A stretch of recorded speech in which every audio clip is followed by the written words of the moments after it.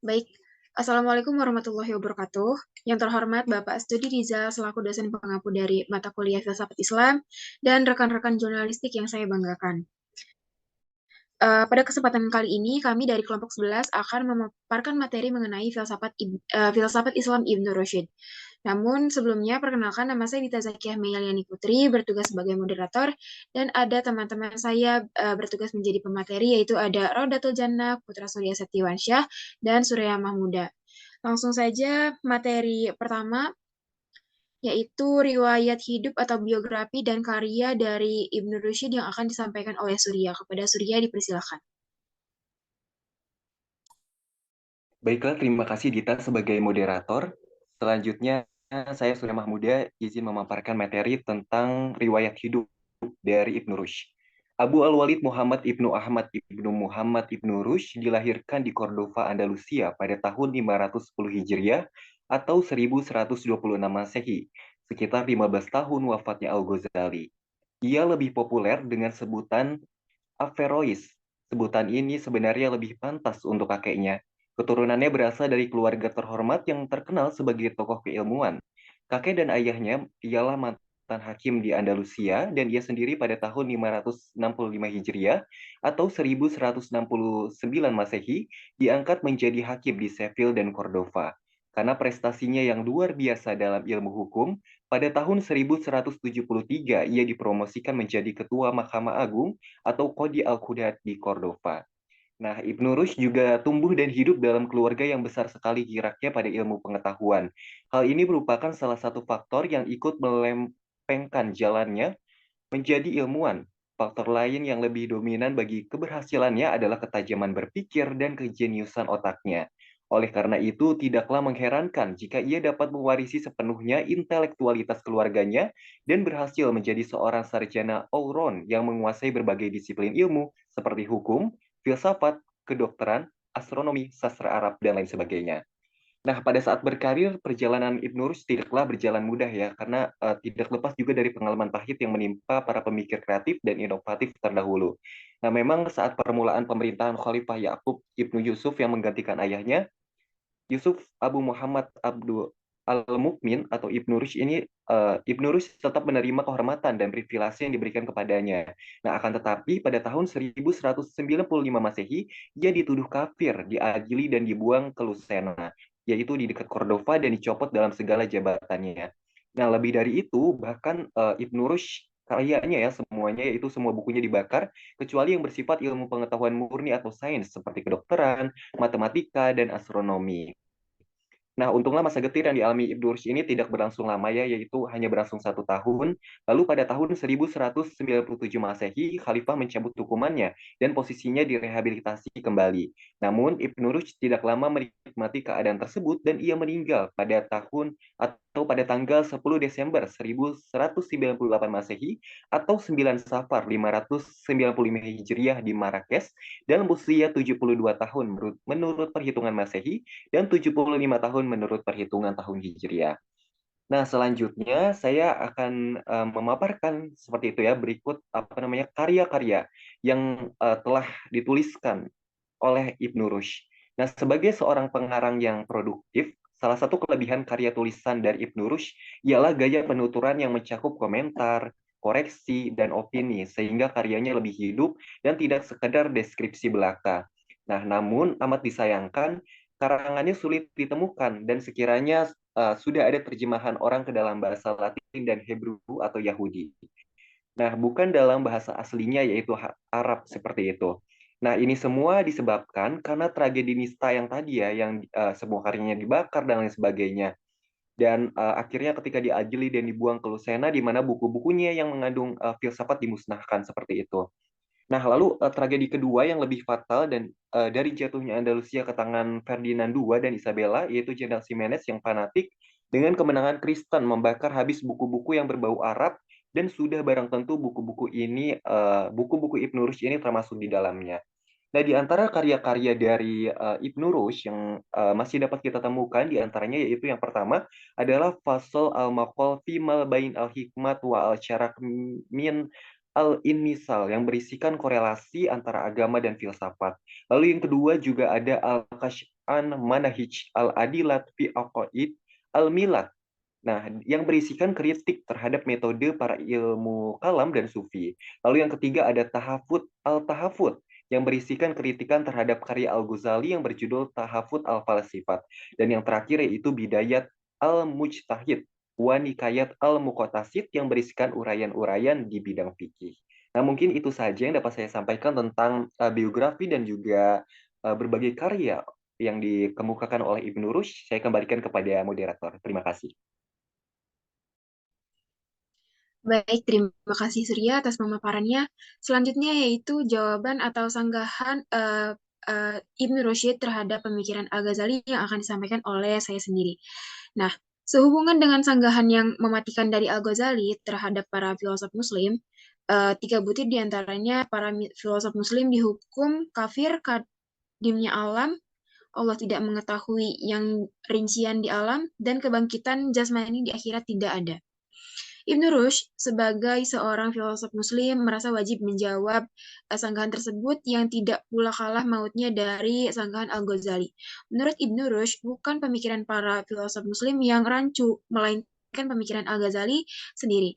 Justru itu, kata Ibnu Rushd, judul buku Al-Ghazali tersebut yang paling tepat adalah harusnya Tahafu Abi Hamid atau Kacaunya Pemikiran. Abu Hamid atau Al-Ghazali bukan tahafut al-falsifah, kacaunya pemikiran para filosof. Untuk jelasnya di bawah ini kita kedepankan jawaban Ibn Rushd dalam tiga butir masalah tersebut sebagai berikut. Yang pertama ada alam kodim. Menurut Al-Ghazali, sesuai dengan keyakinan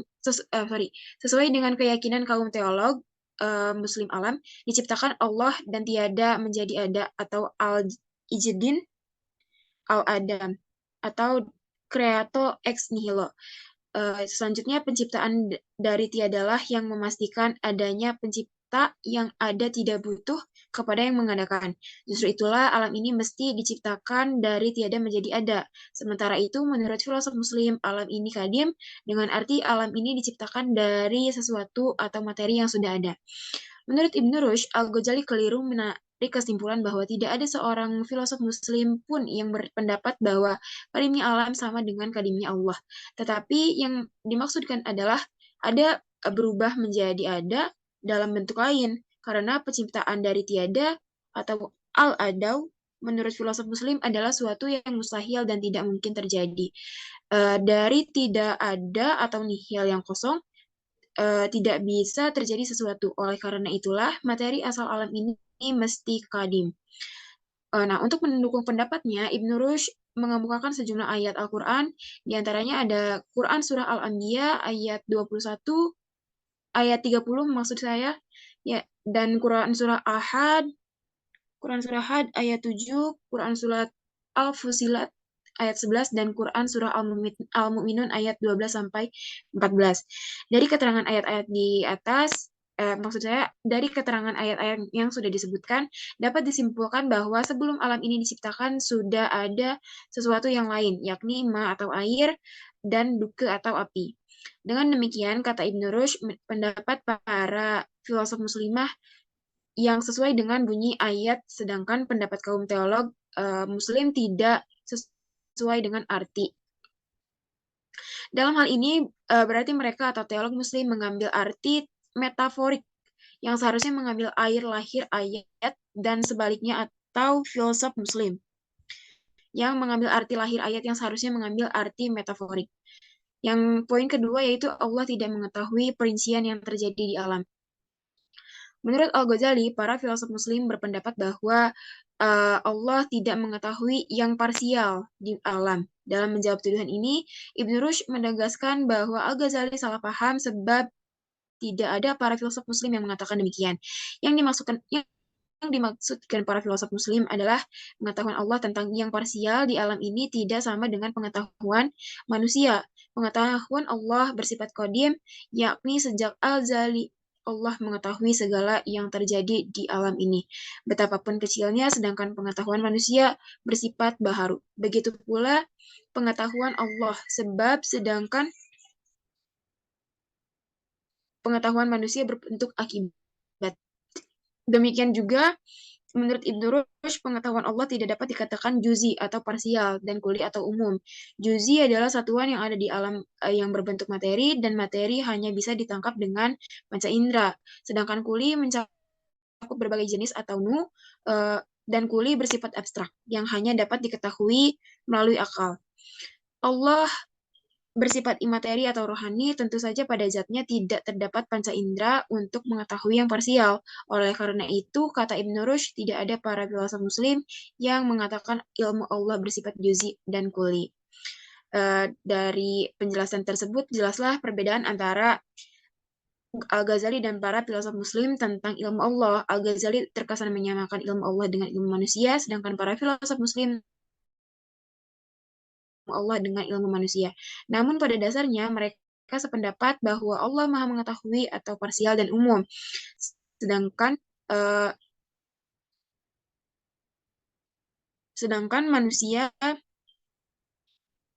tidak tidak maha mengetahui segala sesuatu yang ada di alam ini. Namun mereka berbeda tentang cara Allah mengetahuinya. Kemudian poin terakhir yaitu kebangkitan jasmani di akhirat.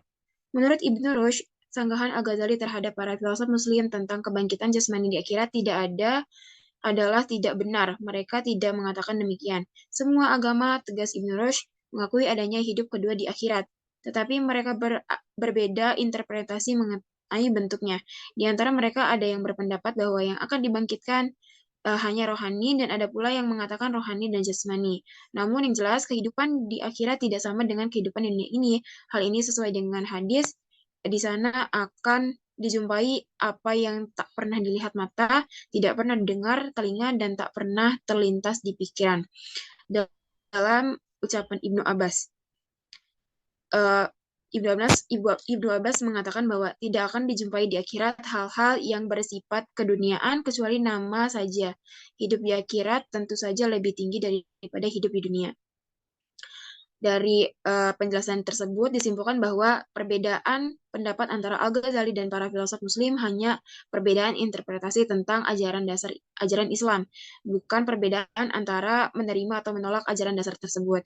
Dengan arti lain, hanya perbedaan ijtihad antara Al-Ghazali dan filsuf muslim, atau dengan kata lain, perbedaan otak antara satu orang muslim dengan otak seorang muslim lain dalam memahami ayat-ayat tentang kebangkitan di akhirat. Hal ini lumrah terjadi di kalangan umat Islam. Perbedaan seperti ini tidak akan membawa pada kekafiran. Lebih lanjut, Ibn Rushd menekankan hadis Rasulullah SAW yang berbunyi, siapa yang benar dalam berijtihad di bidangnya, ia mendapat 2 pahala, dan siapa yang salah dalam ijtihadnya, ia mendapat 1 pahala. Dengan demikian, menurut Ibn Rushd, tuduhan kafir yang dilontarkan Al-Ghazali terhadap para filosof muslim dalam 3 butir masalah di atas tidak pada tempatnya. Kendati pun diandaikan interpretasi mereka keliru, namun kesalahan mereka termasuk kesalahan tihad yang bisa dimaafkan. Jika tuduhan dilontarkan kepada para filosof muslim melanggar ijma, maka dalam pemikiran tidak terjadi ijma ulama secara pasti. Kemudian materi selanjutnya akan disampaikan oleh Raudatul Jannah yang berjudul Hukum Sebab Akibat atau Kausalitas dan Hubungannya dengan Mukjizat. Kepada Raudatul dipersilakan. Baik, terima kasih kepada moderator. Selanjutnya itu ada hukum sebab akibat atau kausalitas dan hubungan dengan mukjizat. Nah, hukum sebab akibat ini merupakan salah satu bantahan Ibnu Rushd kepada Al-Ghazali selain dari 3 butir sanggahan tadi yang tadi sudah dijelaskan oleh Dita Zakia teman saya. Nah, dalam karyanya Tahafut al-Tahafut, Ibnu Rushd itu mengeritik apa yang telah dikemukakan oleh Al-Ghazali tentang hubungan sebab akibat serta kaitannya dengan perkara yang menyimpang dari kebiasaan dan mukjizat Nabi itu. Nah, berikut ini ada beberapa poin yang dimana Ibnu Rushd ini membantah pernyataan dari Al-Ghazali tentang hukum sebab akibat yang berhubungan dengan mukjizat.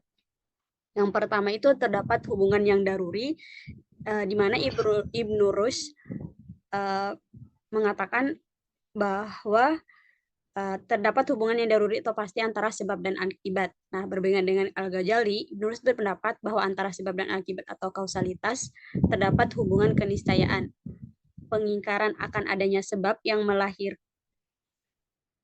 melahirkan adanya musabab atau akibat. Nah, merupakan pernyataan yang tidak logis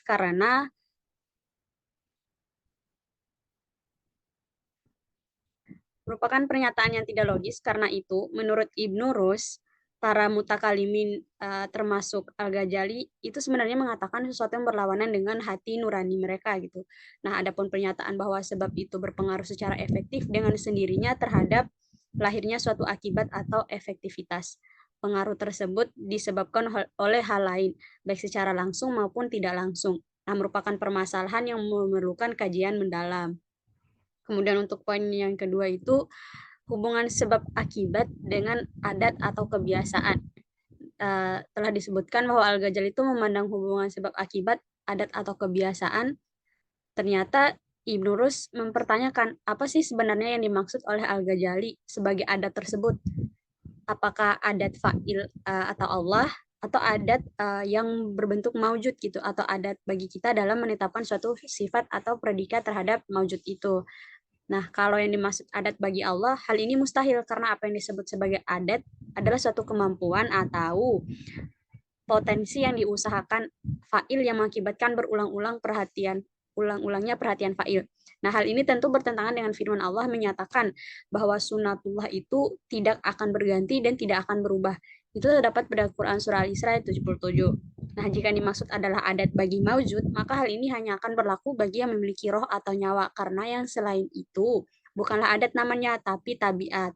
Dan apabila yang dimaksud adalah adat bagi kita dalam membentuk sesuatu sifat atau predikat terhadap maujud, seperti si fulan misalnya, itu bisa adatnya melakukan dan melakukan itu, maka berarti yang maujud ini semuanya terlepas daripada nisbat atau hubungannya kepada fa'il atau Allah tersebut. Kemudian poin yang ketiga itu ada hubungan sebab akibat dengan akal.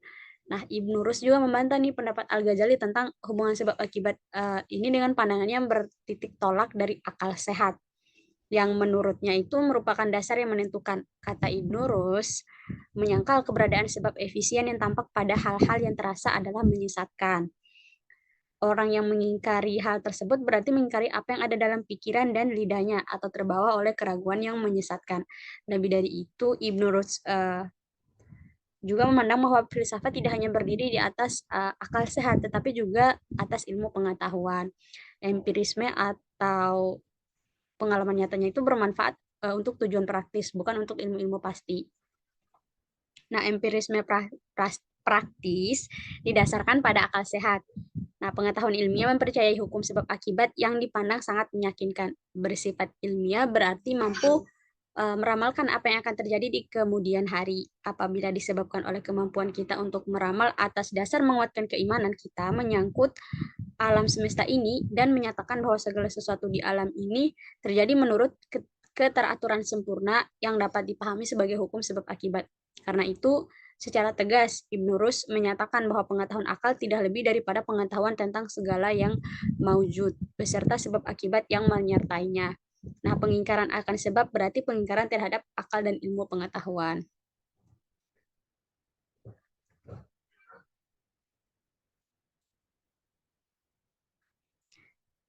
Kemudian selanjutnya poin keempat, yaitu ada hubungan sebab akibat dengan mukjizat. Nah, telah disebutkan bahwa menurut Al-Ghazali, pengakuan akan adanya hubungan keniscayaan antara sebab akibat atau kausalitas akan mengakibatkan orang tidak percaya terhadap adanya mukjizat Nabi.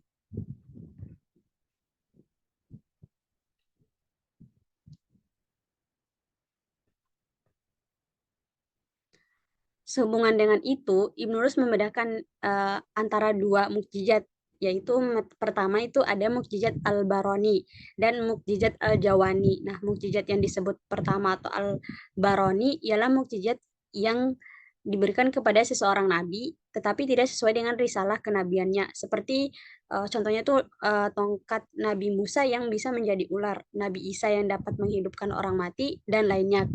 Mukjizat jenis ini saat itu dipandang sebagai mukjizat atau perbuatan di luar kebiasaan, dan boleh jadi satu waktu akan dapat diungkapkan oleh ilmu pengetahuan. Ketika ilmu pengetahuan telah dapat mengungkapkannya, ia tidak lagi dipandang sebagai mukjizat atau perbuatan di luar kebiasaan. Sementara untuk mukjizat yang kedua atau al-jawani, ialah mukjizat yang diberikan kepada seorang nabi yang sesuai dengan risalah kenabiannya. Contohnya itu seperti mukjizat Al-Quran bagi Nabi Muhammad SAW. Mukjizat ini dipandang sebagai mukjizat yang sesungguhnya karena mukjizat jenis ini tidak akan dapat diungkapkan oleh ilmu pengetahuan atau sains dimanapun dan kapanpun.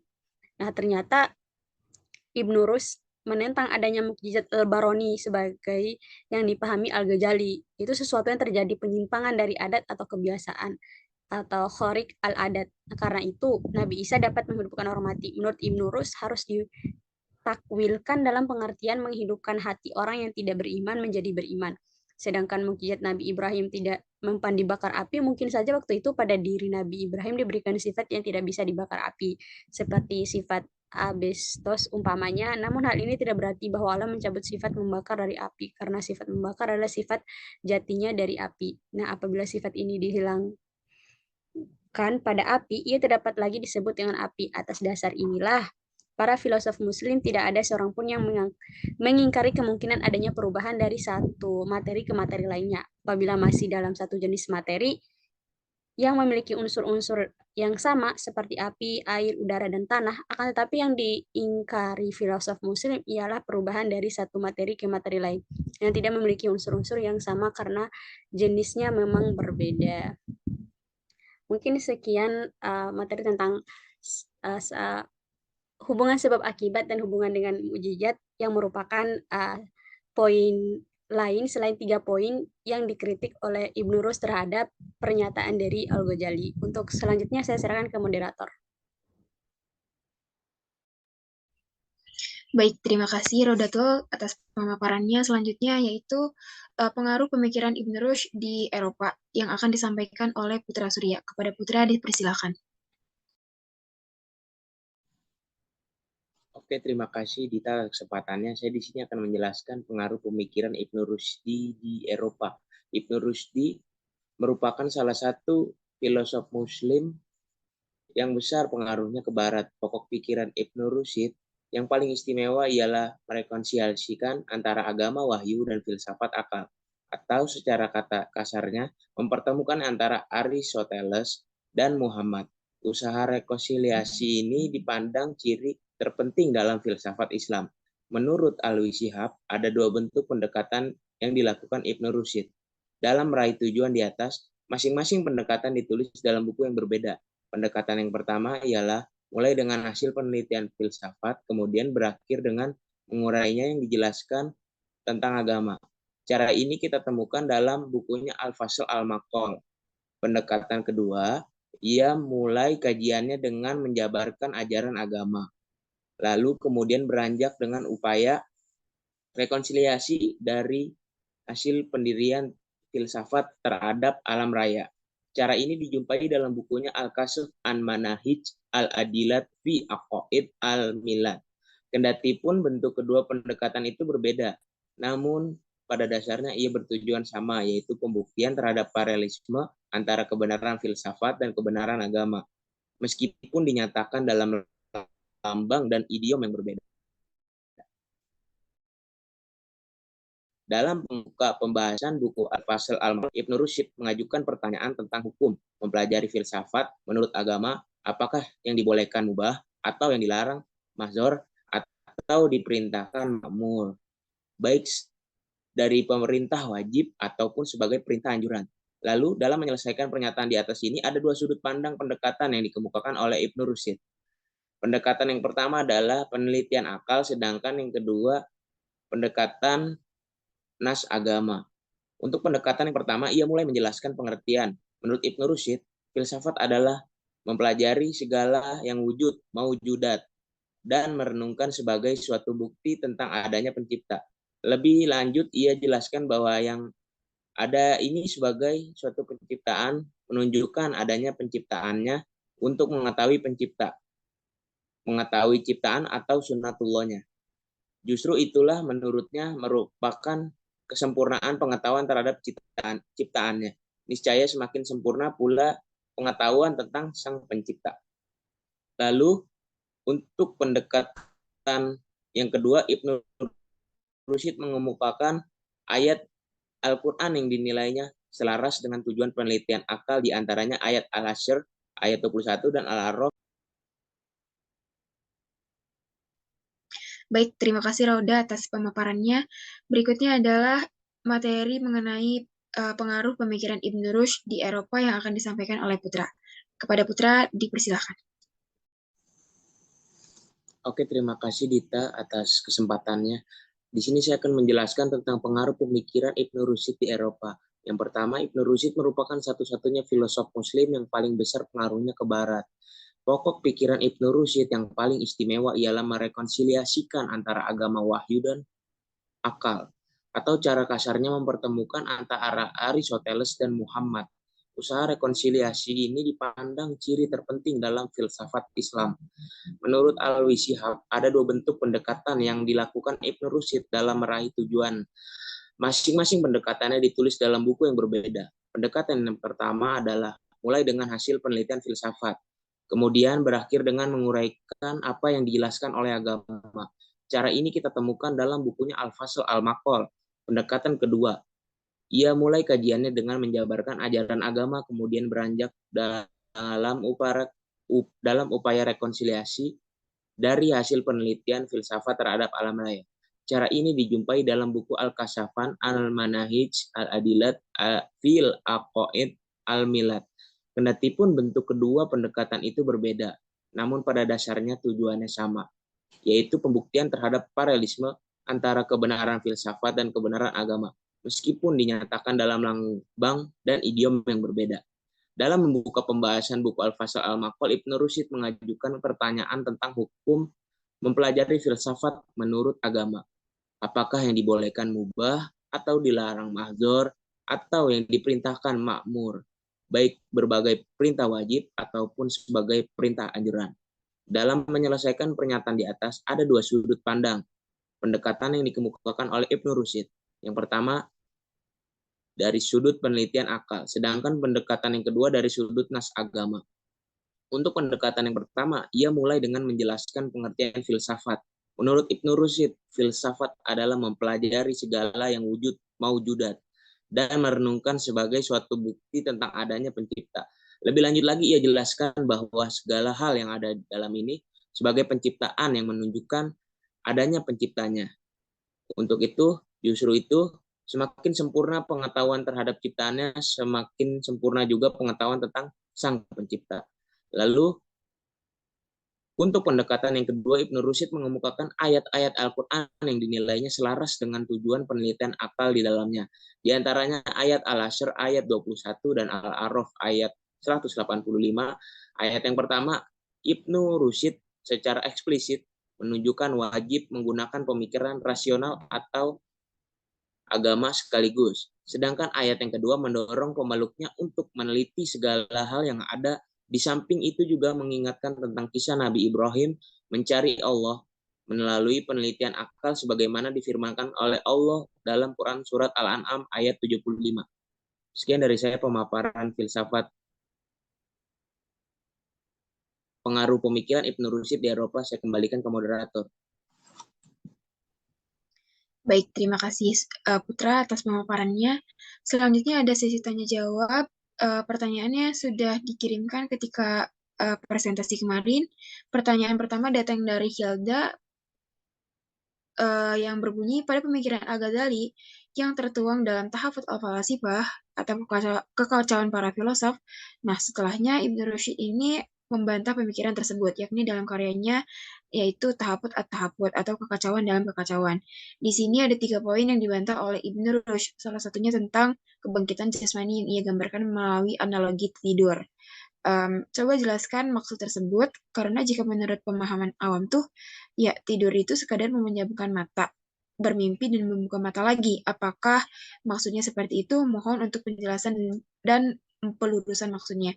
Pertanyaan ini dijawab oleh Raudatul ya. Kepada Raudatul dipersilakan.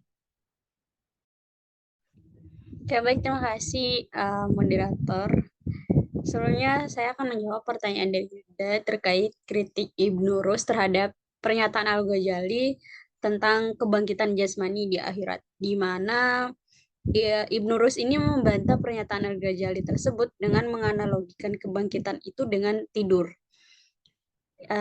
Ibnu Rus mencoba menggambarkan kebangkitan rohani itu dengan analogi tidur, sebagaimana tidur itu jiwa tetap hidup. Begitu pula ketika manusia mati, badan hancur, tetapi jiwa tetap hidup dan jiwalah yang akan dibangkitkan. Hal ini sebagaimana dikutip oleh Leaman Oliver yang dikutip langsung dalam karangan Ibnu Rus yang berjudul Tahafut At-Tahafut, di mana kitab ini juga merupakan kitab yang ditulis sebagai kritikan terhadap pernyataan Al-Ghazali. Nah, kutipannya itu berbunyi seperti ini. Perbandingan antara kematian dan tidur dalam masalah ini adalah bukti yang jelas bahwa jiwa itu hidup terus karena aktivitas daripada jiwa akan berhenti bekerja pada saat tidur dengan cara membuat tidak bekerja organ-organ tubuhnya. Tetapi keberadaan atau kehidupan jiwa tidaklah terhenti. Oleh karena itu, sudah semestinya keadaan pada saat kematian akan sama dengan keadaan pada saat tidur, dan bukti inilah yang dapat difahami oleh orang-orang yang cocok untuk diyakini oleh orang yang awam, dan akan menunjukkan jalan bagi orang-orang yang terpelajar, di mana keberlangsungan hidup daripada jiwa itu adalah satu hal yang pasti, dan hal ini pun terang gemblang dari firman Allah. Bunyinya itu seperti ini: Tuhan mengambil jiwa-jiwa pada saat kematiannya untuk kembali kepadanya, dan jiwa-jiwa orang yang belum mati pada saat tidur mereka. Nah, di mana sumber pernyataan dari Ibnu Rus ini tuh dia mengambil dari surah Az-Zumar ayat 42, di mana artinya itu adalah Allah memegang jiwa orang ketika mati dan memegang jiwanya ketika orang yang belum mati di waktu tidurnya. Maka dia tahanlah jiwa orang yang telah dia tetapkan kematiannya, dan dia melepaskan jiwa yang lain sampai waktu yang ditetapkan. Sesungguhnya pada yang demikian itu terdapat tanda-tanda kekuasaan Allah bagi kaum yang berfikir. Maksudnya orang-orang yang mati itu ruhnya ditahan Allah sehingga tidak dapat kembali kepada tubuhnya, dan orang-orang yang tidak mati hanya tidur saja, ruhnya dilepaskan sehingga dapat kembali kepadanya lagi. Contohnya tuh kan ketika tidur pasti paginya bangun lagi gitu. Namun demikian, Ibnu Rus menyadari bahwa bagi orang awam soal kebangkitan itu perlu digambarkan dalam bentuk jasmani dan rohani. Karena kebangkitan jasmani bagi orang-orang awam lebih mendorong mereka untuk melakukan pekerjaan atau amalan yang baik dan menjauhkan pekerjaan atau amalan yang buruk. Nah, ungkapan tersebut itu mempunyai dorongan yang lebih kuat supaya manusia itu dapat beramal semaksimal mungkin. Untuk itu juga mudah dipahami oleh setiap lapisan masyarakat. Namun Ibnu Rus berpendapat bahwa hal-hal ukhrawi itu sangat penting dan lebih penting ketimbang hal duniawi. Kehidupan manusia itu sangat berbeda dengan kehidupan di akhirat dan lebih tinggi daripada kehidupan dunia, sesuai dengan keterbatasan daya tangkap orang awam tentang hal-hal yang abstrak. Selain itu juga Ibnu Rus berpendapat bahwa kehidupan manusia di akhirat itu lebih digambarkan bentuk jasmaninya daripada digambarkan dalam bentuk rohani saja. Pokok permasalahan yang timbul dalam masalah ini dikatakan oleh Ibnu Rus adalah apakah kehidupan atau kenikmatan dan kesengsaraan di akhirat bersifat jasmani atau rohani atau keduanya. Nah, ada 3 kelompok pandangan dalam masalah tersebut. Pertama, golongan jindik. Mereka mengatakan bahwa keadaan di sana hanya menyangkut masalah kenikmatan dan kelezatan yang tidak terbatas, seperti kenikmatan dan kelezatan dalam kehidupan dunia. Kemudian golongan yang menyatakan bahwa keadaan kenikmatan dan kesengsaraan di sana hanya bersifat rohani. Kemudian golongan ketiga itu ada golongan yang mengatakan bahwa keadaan di sana adalah bersifat jasmani seperti di kehidupan dunia, dengan perbedaan dalam masalah kekekalan di akhirat. Ia sendiri sependapat dengan golongan yang kedua, karena menurutnya unsur jasmani atau kuantitas atau fisik manusia itu telah rusak setelah kematian. Yang tidak rusak dari manusia itu setelah kematian adalah unsur rohani atau kualitasnya. Nah, jadi masalah kebangkitan itu termasuk persoalan yang sangat tua, di mana Ibnu Rus menyebutkan bahwa penjelasan tentang peristiwa itu berguna untuk mendorong manusia untuk meyakini dan mengagungkannya. Hanya Allah yang mengetahui perkara kebangkitan secara jasmani dan rohani. Para filosof melihat bahwa kematian menyebabkan tubuh itu hancur menjadi tanah. Apakah tubuh yang telah hancur itu akan dibangkitkan kembali oleh Allah? Kalau Allah menciptakan tubuh itu kembali, maka hal itu bukanlah kebangkitan, tetapi penciptaan ulang. Al-Quran tidak menjelaskan dan tidak mengharuskan orang mengetahui bentuk kebangkitan itu. Ini menunjukkan bahwa mengetahui bentuk kebangkitan itu tidak penting gitu. Yang penting adalah keyakinan akan adanya kebangkitan di akhirat nanti.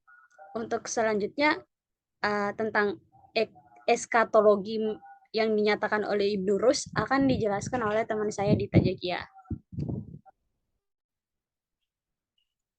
Baik, Rauda, izin melanjutkan. Jadi sebagaimana yang sudah dijelaskan oleh Rauda bahwa Ibnu Rushd menyinggung soal eskatologi.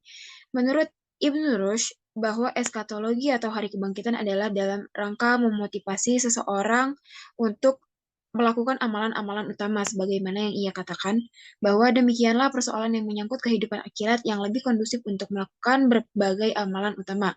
Oleh karena itu, penggambaran kehidupan akhirat dengan hal-hal yang bersifat fisikal empirik lebih mudah dipahami daripada yang bersifat abstrak spiritual. Jadi dapat disimpulkan bahwa eskatologi adalah ilmu tentang kebangkitan di akhirat, kelanjutannya dari kehidupan kedua setelah dunia.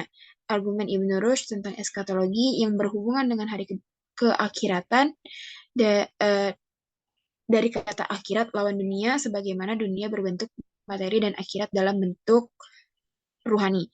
Ia cenderung menyatakan kebangkitan akhirat nurani saja hanya untuk mendorong umat berbuat baik supaya manusia dapat beramal semaksimal mungkin untuk mencapai kebahagiaan akhirat.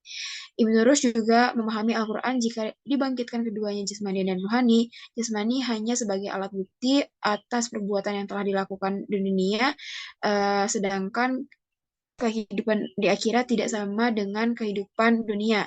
Hidup di akhirat lebih tinggi dari kehidupan dunia. Bentuk kebangkitan di akhirat menurut Ibnu Rushd adalah kehidupan akhirat tidak sama dengan kehidupan dunia.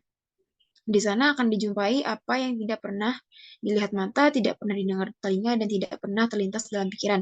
Hal itu kehidupan ukhrawi jauh lebih tinggi ketimbang duniawi, maka kebangkitan di akhirat dalam bentuk rohani sebab rohani lebih masuk akal dibangkitkan di akhirat ketimbang jasmani. Selanjutnya, ada pertanyaan dari Sipatria. Bunyi pertanyaannya adalah, apakah karya Ibnu Rushd yang masih bisa ditemui itu ada rentetan waktu peristiwa? Nah, pertanyaan ini akan dijawab oleh Putra Surya. Kepada Putra, dipersilakan. Oke, terima kasih Dita atas kesempatannya. Saya di sini akan menjawab pertanyaan dari Tria. Yang pertama itu soalnya itu, apakah karya Ibnu Rushd yang masih bisa ditemui itu apakah ada rentetan waktu dan peristiwanya? Lalu jawaban saya yang tadi sudah dijelaskan bersama-sama oleh kita, Ibnu Rushd dapat digolongkan sebagai seorang ilmuwan yang komplit. Selain sebagai seorang ahli filsafat, ia juga dikenal pakar di bidang kedokteran, sastra, logika, ilmu pasti, dan ilmu agama. Dalam hal ini, karya masih bisa kita temukan dalam rentetan waktu dan peristiwa. Seperti yang pertama, Al-Kulliyat Fil At-Tib, berisi prinsip umum yang bekerja di dalam tubuh baik ketika sehat maupun sakit. Lalu, Al-Kulliyat diterjemahkan ke dalam bahasa Latin pada abad ke-12 dengan judul Colliget. Lalu yang kedua, Bidayat Al-Mujtahid, yang berisi tentang hukum Islam. Yang paling penting adalah Bidayat Al-Mujtahid yang ditulis pada 1168 Masehi. Kitab ini merupakan rangkuman sejarah mazhab di dalam hukum Islam. Lalu yang ketiga ada Tahafut At-Tahafut, berisi kerancuan dari kerancuan yang dimana mempertahankan penggunaan pemikiran Aristoteles dalam pemikiran Islam.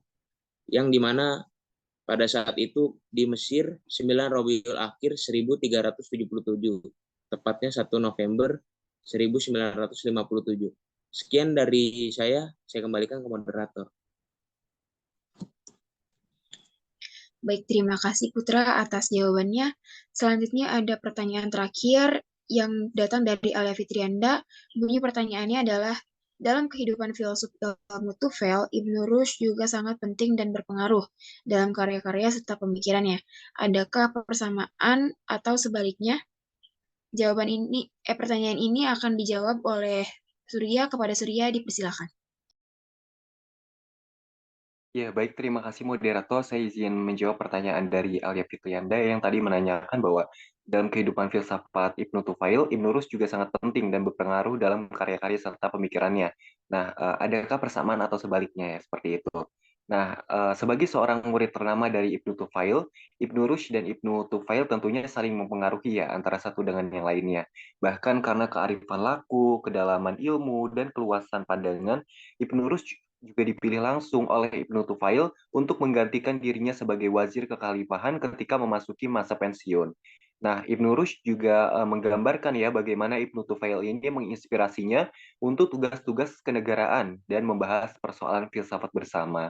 Nah, perbedaan paling mencolok dari Ibnu Tufail dan Ibnu Rushd sebetulnya pada kehidupannya ya, yang dimana kehidupan Ibnu Tufail lebih bisa dibilang lebih beruntung, yang dalam artian tidak banyak tokoh yang mengomentari setiap pemikirannya karena tidak menyinggung pemikiran Al-Ghazali. Nah, sedangkan Ibnu Rushd sendiri seperti yang tadi sudah saya jelaskan seperti itu ya di PowerPoint, bahwa kehidupan Ibnu Rushd ini diasingkan dan bahkan dianggap kafir lantaran menyanggah pemikiran Al-Ghazali yang sudah sangat dipercaya oleh orang banyak. Dan dalam penyanggahan pemikiran Al-Ghazali, Ibnu Rushd juga difitnah dan diasingkan akibat telah membantah pemikiran Al-Ghazali. Nah, mungkin itu yang dapat saya jawab ya dari pertanyaan Alia. Terima kasih, saya kembalikan ke moderator. Baik, terima kasih Surya atas jawabannya. Kemudian saya akan membacakan kesimpulan dari presentasi kita pada kali ini, yaitu Abu Al-Walid Muhammad Ibnu Ahmad Ibnu Muhammad Ibnu Rushd dilahirkan di Cordoba, Andalusia pada tahun 510 Hijriah atau 1126 Masehi, sekitar 5 tahun wafatnya Al-Ghazali. Ibn Rushd terkenal sebagai pengulas karya-karya Aristoteles atau komentator karena pikiran-pikirannya mencerminkan usahanya yang keras untuk mengembalikan pikiran-pikiran Aristoteles kepada kemurniannya. Pengaruh Ibn Rushd membuat timbulnya gerakan Averroisme dan Renaissance di Eropa sebagai awal bangkitnya di dunia Barat. Ibn Rushd meninggal pada 10 Desember 1198 Masehi atau 9 Safar 595 Hijriah di Marrakesh dalam usia 72 tahun menurut perhitungan Masehi dan 75 tahun menurut perhitungan tahun Hijriah. Di antara berbagai karya Ibn Rushd yang terkenal di antaranya adalah Fasl al-Maqal Fima Bain al-Hikmat wa al-Syariyah min al-Ittisal, yaitu berisikan korelasi antara agama dan filsafat. Selanjutnya ada Al-Kashif an Manahij al-Adilat fi Aqaid al-Milad, berisikan kritik terhadap metode para ahli ilmu kalam dan sufi. Selanjutnya Bidayat al-Mujtahid wa Nihayat al-Muqtasid, yang berisikan uraian-uraian di bidang fikih. Kemudian yang terakhir ada Tahafut at-Tahafut yang berisi penengah dialektika pemikiran filsafat Aristoteles dengan Abu Hamid Al-Ghazali.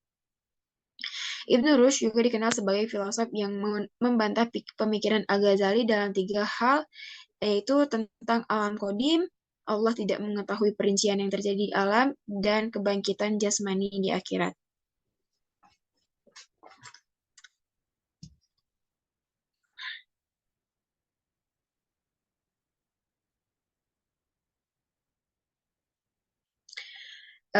Selesai sudah presentasi kita kali ini. Kurang lebihnya mohon maaf.